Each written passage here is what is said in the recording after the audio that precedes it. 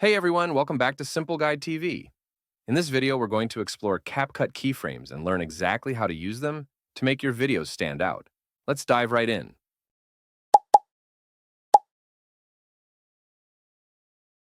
Keyframes are markers used to set the start and end points of an animation. In CapCut, you can use different types of keyframes. Let's start with a scale keyframe. Move the playhead to where you want your animation to start. Add a scale keyframe with your element at its initial size. Move the playhead to where you want the animation to end. Adjust the size of your element, and CapCut will automatically create a new scale keyframe. Play your video to see the zoom effect in action.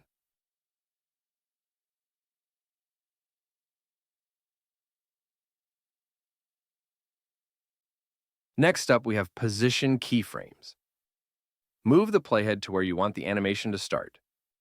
Drag your element to the starting position and add a position keyframe. Move the playhead to where you want the animation to end. Drag the element to its final position. CapCut will add a second position keyframe. Play your video and watch your element move smoothly from start to finish.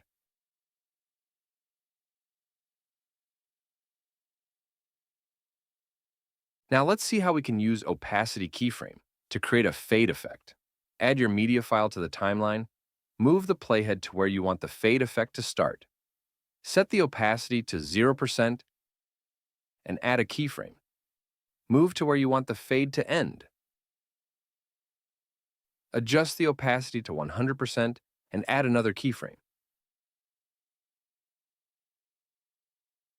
Now play your video to see your fade effect in action. Finally, let's combine keyframes to create some awesome animations. For example, let's combine position and scale keyframes. Start by adding your media to the timeline. Move the playhead to where you want the animation to start. Add position and scale keyframes at the beginning with your element in its starting position and size. Move the playhead to where you want the animation to end.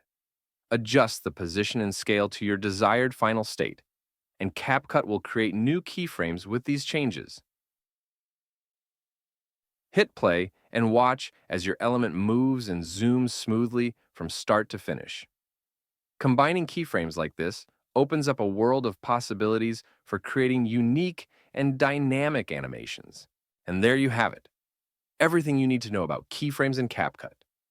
You've learned how to use scale, position, and opacity keyframes, and how to combine them for some amazing effects. If you enjoyed this tutorial, don't forget to give it a thumbs up, hit that subscribe button, and ring the bell for more tips and tricks. Thanks for watching, and I'll see you in the next video.